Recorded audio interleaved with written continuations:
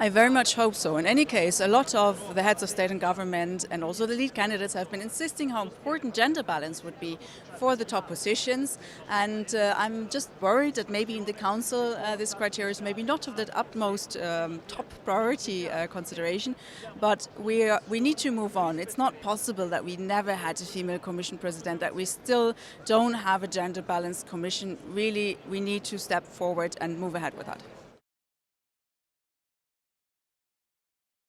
There is negotiations and talks happening in the European Parliament. We're not finished yet, but we bring all those issues at the table and we're in a very constructive dialogue with the other groups.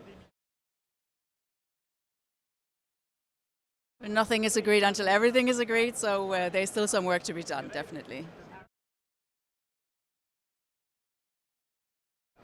We Greens have always been backing the lead candidacy procedures because it is an advance in democracy that those people who want to become Commission President, that they are part of the European campaign, that they're campaigning, showing themselves to the European citizens and are campaigning on a program platform.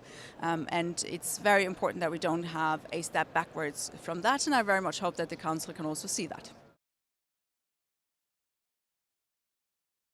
As Greens, for us, strengthening the European Parliament is very important, and we also want to see a lot of measures in place there when it comes to transparency. I mean, the Parliament is pretty transparent, but also from the other institutions, how we regulate our own work and so on. And part of that is also part of the talks that we're having with the other groups, but nevertheless, we will continue to work for further, making sure that the European Union is becoming even more democratic. I mean, it is right now very democratic already, but we need to further improve things. Also, for example, things like the European Citizens Initiatives for us important, that we restrict lobbyism in Brussels and so on and so forth. So we have a lot of ideas there.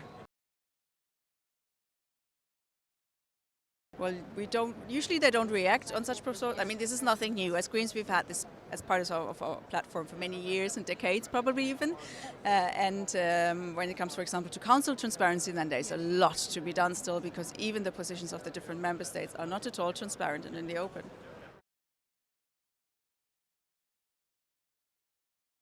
No, we're not worried about having a strong focus on climate, because we all live on this one planet, and if we're not protecting it and if we're not making sure that we have a livable climate situation also in the coming years and decades, then we all have a problem. So it's very important that we all take care of it and not just we Greens. Absolutely. We want to see a fundamental shift in European policies, especially in the climate protection, but also when it comes to social Europe, fundamental rights, the rule of law. There's a lot of things that we need to bring forward, and we don't have much time for that.